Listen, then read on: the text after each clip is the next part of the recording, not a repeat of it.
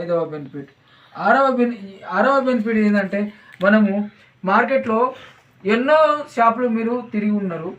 ఈ షాప్లో వేరే రేట్ ఉంటుంది, ఇంకొక వేరే షాప్లో పోయి వాడితే ఒక రూపాయి అన్న తేడా ఉంటుంది. చూడండి, మీరు ఎక్కడన్నా పోయి చూడండి, తేడా ఉంటుంది.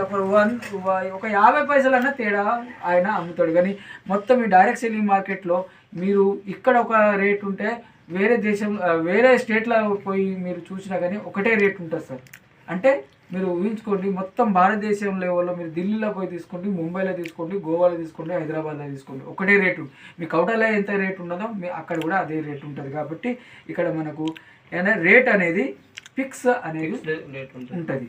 ఇది 6వ బెనిఫిట్. 7వ బెనిఫిట్ ఏంటంటే మనం ఇక్కడ ఒక బిజినెస్ చేయడానికి ఆపర్చునిటీ ఉంటుంది సార్.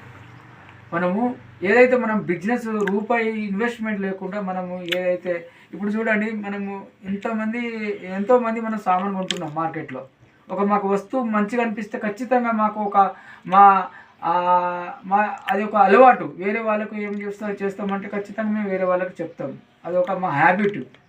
కాబట్టి నేను తీసుకొని నాకు మంచిగా అనిపించి వేరే వాళ్ళకి చెప్పడం వల్ల ఆయన పోయి షాప్లో తీసుకుంటే ఆయనకి ఏమైనా దొరికిందా?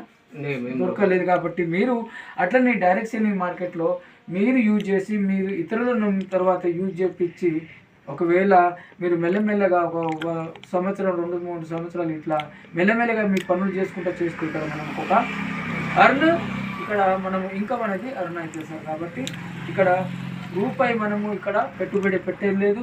ఇక్కడ నో బాసు, ఇక్కడ నో షాపు, ఇక్కడ టైంకు ఇన్వెస్ట్మెంట్ లేదు, ఎవరు ఏం లేదు. ఇక్కడ మనము సెల్ఫ్ ఇండిపెండెన్స్ బిజినెస్ ఓనర్ అవుతాం సార్. కాబట్టి ఇక్కడ 40% పార్ట్నర్షిప్ దొరుకుతుంది మాకు. ఈ 45 పార్ట్నర్షిప్ మనం ఏ విధంగా చేసుకోవాలో మనము మెల్లమెల్లగా దీంట్లో మనము చేసుకోవచ్చు సార్. కాబట్టి బయట మనకు రూపాయి పార్ట్నర్షిప్ ఏది కానీ 40% మనకు ఇక పార్ట్నర్షిప్ దొరుకుతుంది.